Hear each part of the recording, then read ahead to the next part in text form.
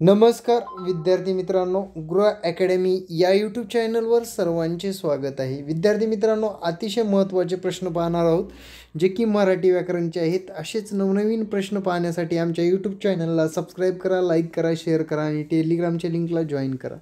तर विद्यार्थी मित्रांनो बघा, मराठी भाषेचा उगम आणि व्याकरण या घटकावर आपण आजचे प्रश्न पाहणार आहोत जे की अतिशय महत्त्वाचे आहेत, जे की आयोगाने विचारलेले आहेत, आपल्या शिक्षक भरतीसाठी किंवा इतर सरळ सेवेसाठी विचारले जाणारच आहेत. तर विद्यार्थी मित्रांनो, अक्षर म्हणजे काय हे पाहणार आहोत आपण. सुरुवातीला अक्षर म्हणजे अंक, तोंडावाटे निघणारे ध्वनी, नष्ट न होणारे आवाजाच्या खुणा. याचं योग्य उत्तर काय असेल? अक्षर म्हणजे नष्ट न होणारे. अक्षर या नावामध्येच समाविष्ट आहे, त्यामुळे त्याचे योग्य उत्तर आहे नष्ट न होणारे. नष्ट न होणारे. त्यानंतरचा प्रश्न पाहू. त्यानंतरचा प्रश्न आपण लगेच पाहणार आहोत. त्यानंतरचा प्रश्न आहे भाषा म्हणजे काय? तर PSI 1993 आलेला प्रश्न. बोलणे, विचार व्यक्त करण्याचे साधन, लिहिणे, संभाषणाची कला. भाषा म्हणजे काय नेमकं? विचार व्यक्त करण्याचे साधन. तुम्हाला पण येत असतील प्रश्नाचे उत्तर तर कमेंटमध्ये द्यायला विसरू नका. त्यानंतरचा प्रश्न, मराठी भाषेचे लेखन टिंबटिंब या लिपीत करतात. रोमन, मोडी, देवनागरी, मुळाक्षरे.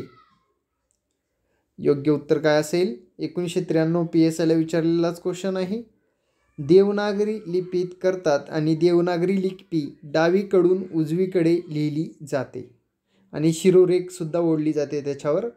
व्याकरण म्हणजे डॅडॅश, नियमांची जंत्री, भाषेचे सरळ करणारे, भाषेचे स्पष्टीकरण करणारे शास्त्र, वर्ण, विचार. योग्य उत्तर काय असेल मित्रांनो? याचं योग्य उत्तर आहे भाषेचे स्पष्टीकरण करणारे शास्त्र. त्यानंतरचा प्रश्न, मराठी लिपी कोणत्या प्रकारे लिहिली जाते? उजवीकडून डावीकडे, डावीकडून उजवीकडे, वरून खाली, खालून वर. योग्य उत्तर काय असेल मग? डावीकडून उजवीकडे लिहिली जाते. रिकाम्या जागी योग्य शब्द लिहा. मराठी भाषा मुख्यतः डॅडॅश लिपीत लिहिली जाते. क्लर्क 2007ला प्रश्न विचारला होता. मोडी, बाळबोध, देवनागरी की नागरी? तर याचं योग्य उत्तर काय असेल? भाषा मुख्यतः टिंबटिंब लिपीत लिहिली जाते. योग्य उत्तर काय आहे? देवनागरी लिपीत लिहिली जाते. मराठी भाषेचे लेखन कोणत्या लिपीत केले जाते? नागरी, मोडी, संस्कृत, देवनागरी. वेगवेगळ्या पद्धतीने प्रश्न विचारला मित्रांनो. देवनागरी लिपीत केले जाते. देवनागरी लिपी आदर्श लिपी मानण्याचे कारण सांगा. देवनागरी लिपीत वर्णाला स्वतंत्र चिन्हाने दाखविला येत नाही. देवनागरी लिपीत उच्चारण्यात येणाऱ्या प्रत्येक ध्वनी स्वतंत्र चिन्हाने दाखवता येतो. देवनागरी लिपी ध्वनीला स्वतंत्र चिन्ह नसते. देवनागरी लिपीत एका वर्णाला 2 ध्वनी असतात. योग्य उत्तर काय असेल? योग्य उत्तर काय असेल मग? योग्य उत्तर आहे देवनागरी लिपीत उच्चारण्यात येणाऱ्या प्रत्येक ध्वनी स्वतंत्र चिन्हाने दाखवता येतो. हे याचं योग्य उत्तर आहे. लक्षात ठेवा. त्यामुळे देवनागरी लिपीला काय म्हटलेलं आहे? आदर्श लिपी असे म्हटलेलं आहे. त्यानंतरचा प्रश्न घेऊ. 8 नंबरचा काय विचारलाय त्यांनी? देवनागरी लिपी लिहिण्याची पद्धत स्पष्ट करणारे वाक्य शोधा.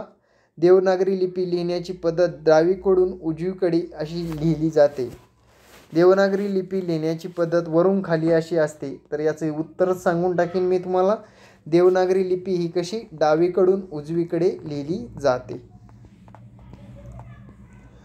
पुढील समूहात न जुळणारा शब्द शोधा. देवनागरी, मोडी, रोमन, इटली.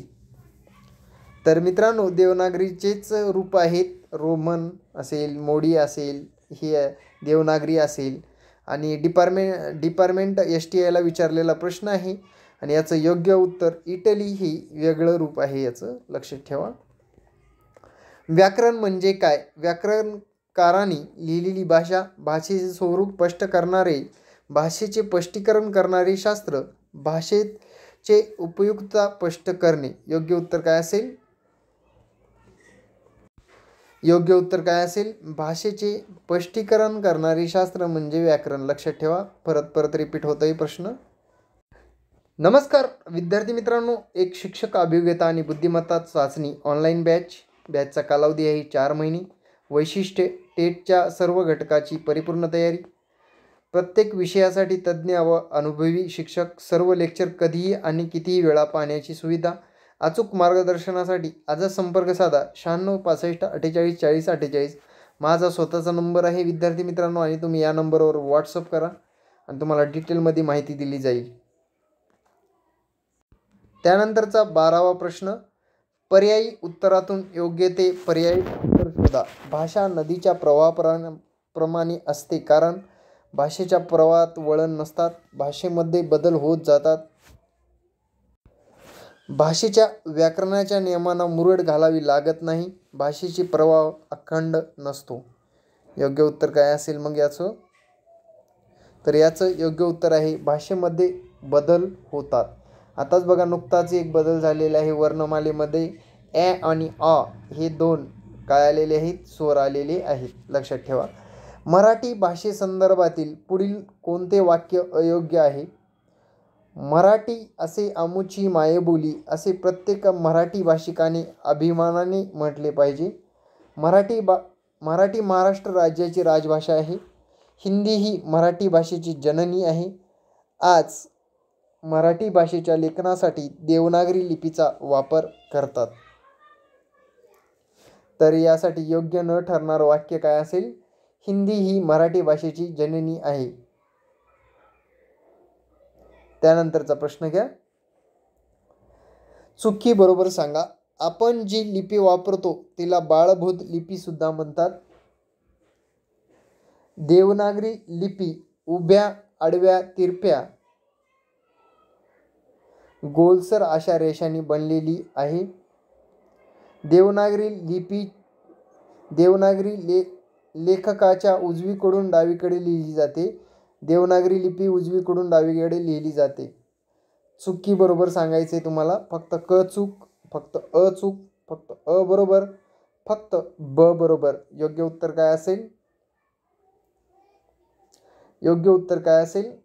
फक्त क चूक ही उजवीकडून नसून डावीकडून उजवीकडे लिहिते, म्हणजेच याचं योग्य उत्तर काय आहे? अ, क चूक, फक्त क चूक.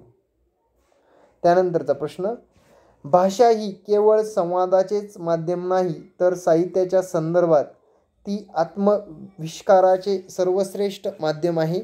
संपूर्ण बरोबर, संपूर्ण चूक, पूर्वार्ध बरोबर, उत्तरार्ध बरोबर. तर संपूर्ण बरोबर वाक्य आहे. भाषाविषयक कौशल्याच्या साधारणपणे किती पायऱ्या आहेत? 5, 3, 4, 2. तर कौशल्याच्या 5 पायऱ्या आहेत. लक्षात ठेवा. हा प्रश्न तुम्हाला खूप विचारला जाऊ शकतो. देवनागरी लिपी लिहिण्याची बरोबर पद्धत कोणती? ही खूप वेळेस प्रश्न रिपीट झालेला आहे. त्यामुळे डावीकडून उजवीकडे लिहिली जाते, हे लक्षात ठेवा.